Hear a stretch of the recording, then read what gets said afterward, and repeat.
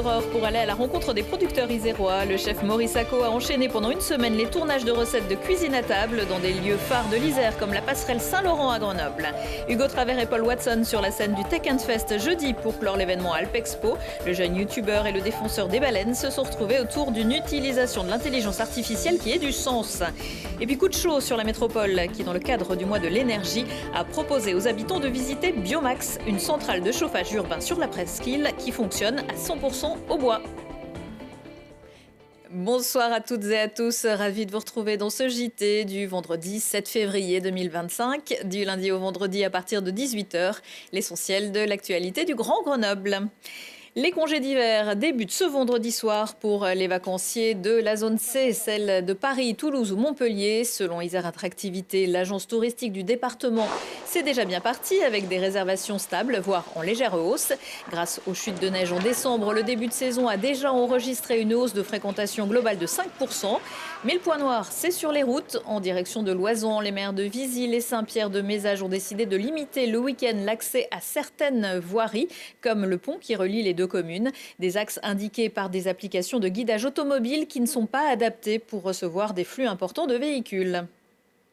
L'Isère qui a aussi séduit l'équipe de Cuisine Ouverte, l'émission de France TV. Cette semaine, le chef Maurice Sacco a mis les petits plats dans les grands sur le plateau de l'Arcel à Champs-Rousse, le château de Vizille, le parvis de Saint-Antoine-l'Abbaye et la passerelle Saint-Laurent à Grenoble. C'est là que Gaëtan Loiseau l'a retrouvé aux côtés de Stéphane Froidevaux qui nous concocte de bons petits plats dans 38 à table. C'est au-dessus de l'Isère, sur la passerelle Saint-Laurent, que le chef cuisinier Maurice Sacco et l'équipe de production de l'émission Cuisine Ouverte ont monté leur plan de travail. C'est bon ? Ouais. 3 caméras, des lumières et comme le veut le concept de l'émission, un chef cuisinier du territoire est invité. Et pour cet épisode, c'est Stéphane Froidevaux, chef du Fantin-la-Tour à Grenoble, qui est venu proposer son plat. C'est 2 potages, on a un potage glacé parfumé au sous-bois.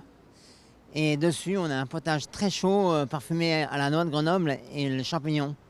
Et en fait, on vient avec une paille déguster et on démarre par le froid et on finit par le chaud. Le retour il est plutôt positif. En même temps, il est toujours de bonne humeur, il est toujours très ouvert. Donc c'est toujours un vrai bonheur d'échanger avec lui. Ce qui est sympa quand on goûte la recette du chef Froidevaux, c'est qu'on découvre lui toute sa passion un peu pour la forêt. Donc on retrouve de la mousse, on retrouve les champignons. Et ça donne tous ses parfums, ses arômes de sous-bois. Et c'est un peu l'élément dans lequel on s'est retrouvé ce matin quand on était directement avec le producteur de noix.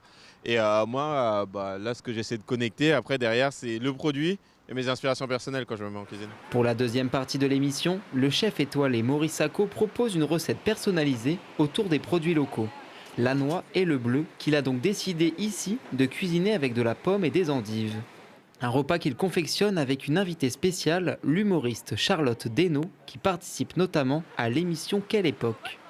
Et si c'est surtout le patrimoine culinaire qui est mis en avant, cela n'empêche pas d'apprécier les lieux qui ont été privatisés pour installer les cuisines. Ça met en valeur la ville parce que c'est un lieu quand même qui a été rénové il y a 2 ans de mémoire. Donc c'est une passerelle qui est quand même assez mythique. C'est un lieu assez fréquenté aussi parce qu'il y a beaucoup de monde qui passe à vélo et en piéton. L'endroit, c'est assez sympa parce qu'on est sur un des ponts les plus emblématiques de la ville. Et c'est aussi beau de se retrouver comme ça au milieu d'une ville avec les quais, l'Isère. On a aussi le téléphérique qui passe là comme ça. Donc c'est un peu la carte postale et c'est toujours sympa de découvrir une ville comme ça. La production n'a pas encore communiqué les dates de diffusion de ces émissions en Isère. Pour Maurice Sacco, le téléphérique de la Bastille a fait une petite exception pour faire apparaître les bulles dans le cadre, mais c'est bien samedi qu'elles reprendront officiellement du service, après les traditionnelles 5 semaines de travaux annuels. Outre la maintenance et les vérifications d'usage, certains travaux de remplacement ont aussi été effectués sur les poulies de déviation ou le remplacement du moteur thermique. Ce sera la 91e année d'exploitation du téléphérique. Tech Fest, c'est fini. La 2e édition de la grand-messe de la technologie et de l'innovation s'est achevée jeudi soir à Alpexpo Grenoble. Pendant 2 jours, 350 exposants et 250 speakers ont fait vivre l'événement pour près de 22 000 visiteurs. Pas mal d'entre eux se sont retrouvés en fin d'après-midi pour écouter Paul Watson, fondateur de Sea Shepherd, Pourfendeur de la chasse à la baleine, emprisonné plusieurs mois au Danemark.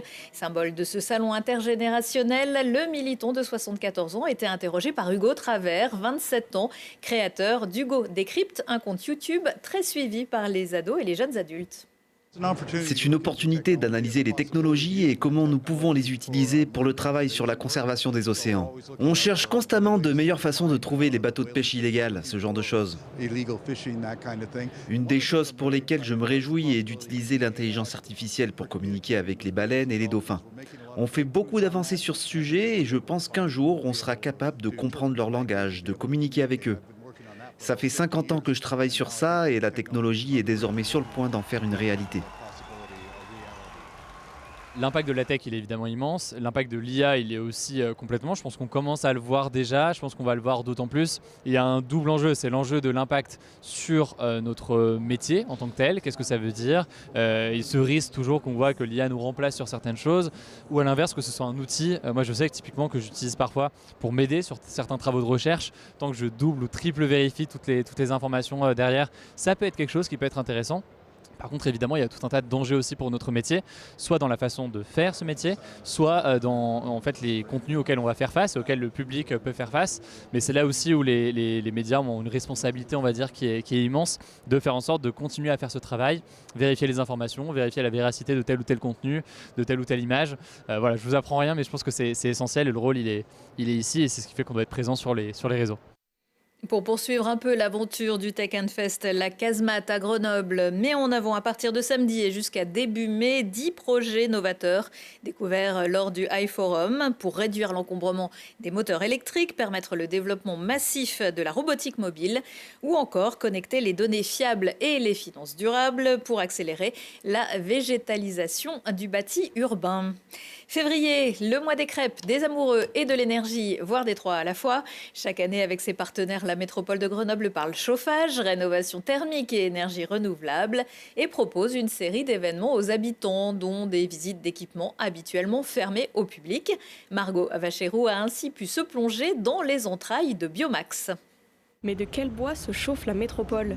C'est la question à laquelle sont venus répondre les curieux visiteurs de la centrale Biomax, cette source d'énergie innovante installée sur la presqu'île de Grenoble. On est ici au cœur de l'une des plus grosses centrales biomasse de France, qui s'appelle Biomax, à Grenoble, avec des visiteurs qui ne sont autres que des citoyens. On leur fait visiter cette centrale qui alimente le réseau de chaleur de l'agglomération grenobloise. Et donc ça, les citoyens sont très intéressés de comprendre comment en fait on fait fonctionner un réseau de chaleur. On est quand même au cœur d'un système qui est unique en France. Après celui de Paris, le réseau de chaleur grenoblois est le deuxième plus important de France.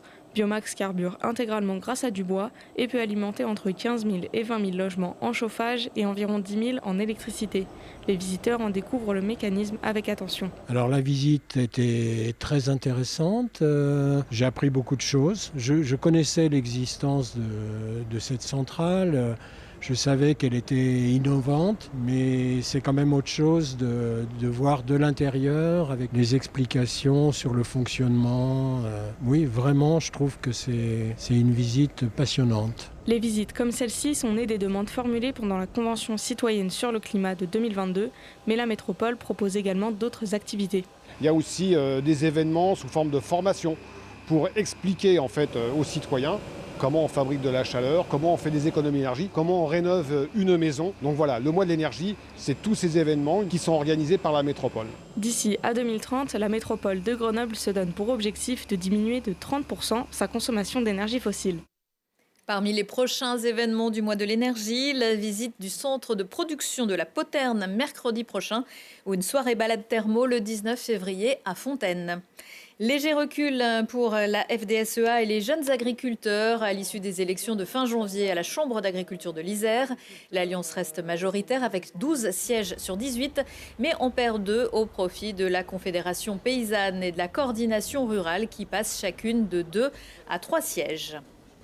Ils ont le champagne, mais pas la classe. Tombeur de Bourgoin-Jallieu jeudi soir en 8e de finale de la Coupe de France de foot au stade Pierre-Rajon, Reims, club de Ligue 1, a préféré garder sa recette de la soirée, 40 000 €, au lieu de la donner au club isérois de National 3, comme cela se fait habituellement entre gros clubs et petits clubs. Reims aurait fait ce choix pour payer ses frais, notamment d'avion, pour se rendre en Isère, sachant que c'est moins de 5 heures par la route. Les Ciel et Grenats se sont finalement inclinés au tir au but 2-3, une séance qui leur avait permis d'éliminer l'Olympique lyonnais au tour précédent. Un petit trou pour l'homme, un grand pas pour la spéléologie. Juste avant la Saint-Sylvestre, Cédric Lachat et David Parot ont accompli le rêve de nombreux spéléologues. Relier le gouffre de la Fromagère et le gouffre Berger, site emblématique du Vercors. Grâce à une pompe, ils ont pu abaisser le niveau de l'eau et élargir le passage à 900 mètres sous terre. Claustrophobes, s'abstenir. Téléspectateurs, petits bonhommes, devant votre écran, sachez que avec David Parent, nous allons fonctionner le berger avec la fromagère. Non, oui, c'est ça, oui, c'est ça.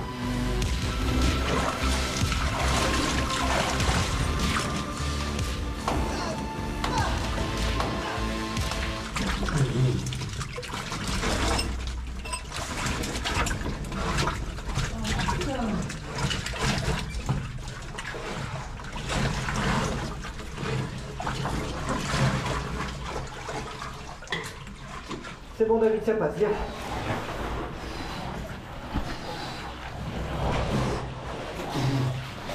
C'est bon, ça passe. Ça passe David. On est où? Ça passe, vas-y voir, vas-y, C'est ça, exact. C'est ça. Oh putain. Oh Doudou. Oh putain, on y est. On est dans le berger.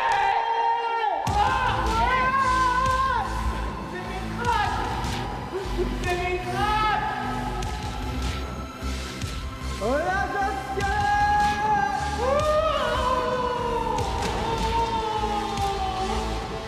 Voilà David. Truc de ouf! Une première qui va permettre de nouvelles explorations dans des galeries jusqu'ici inconnues. La première partie de cette aventure où les spéléologues avaient échoué au pied du mur avait fait l'objet d'un documentaire intitulé « On a marché sous la terre » qui a remporté le Grand Prix des rencontres Ciné-Montagne en 2023.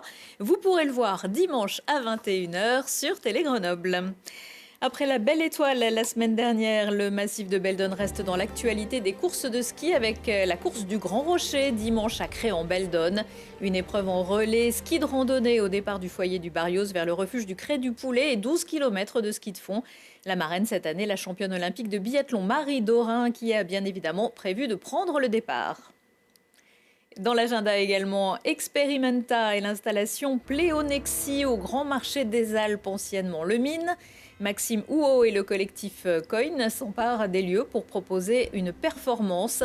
Un ballet mécanique de 8 grues projetant dans l'espace des formes organiques et des lignes de lumière, tantôt chaleureuses, tantôt menaçantes. L'accès est libre et gratuit et les séances se déroulent toutes les 20 minutes, samedi de 18 h à 22 h et dimanche de 17 h 30 à 21 h 30. Un plateau d'humoristes à Sassenage. Thomas Getté, Pierre Emono et Anne Gilibert sont de jeunes humoristes qui gagnent à être connus. Alors le théâtre en rond leur donne leur chance samedi soir. Des artistes repérés sur des scènes découvertes et des festivals d'humour et qui ont déjà été reconnus par des jurys. Chacun présentera 30 minutes de son spectacle et le public pourra élire son coup de cœur qui pourra présenter son show en intégralité la saison prochaine. Une salle, plusieurs ambiances aussi à la terrasse dans le Grésivaudan avec le festival Le Gros Son samedi à partir de 14 h, salle du Glézy. 6 groupes ont été sélectionnés pour ce tremplin sur 70 candidats. Et c'est le groupe Resto Basket qui clôturera la soirée avec les titres de leur première EP baptisé Le Somme, dont est issu ce morceau Kérosène. Dans Si on parlait, aujourd'hui, on célèbre l'entrée au prestigieux Mobilier National d'un siège 100% made in Isère, conçu par le couple de designers Catherine et Bruno Lefebvre. On fait le point avec un coach sportif pour garder la forme et éviter les erreurs dans le creux d'un hiver rude et pollué. Et on se trémousse tout en rigolant avec Maurice, le groupe de chansons françaises et rap et électro qui ne se prend jamais au sérieux. Et puis c'est la nouvelle députée de l'Isère, Camille Galliard-Migné, élue en janvier sur la première circonscription, qui est l'invitée du QG politique ce vendredi à 21h15, samedi à 9h15 et dimanche à 17h30. Retour de l'actu dans 1 heure et en replay sur télégrenoble.net. La météo arrive tout de suite. Belle soirée et excellent week-end à tous.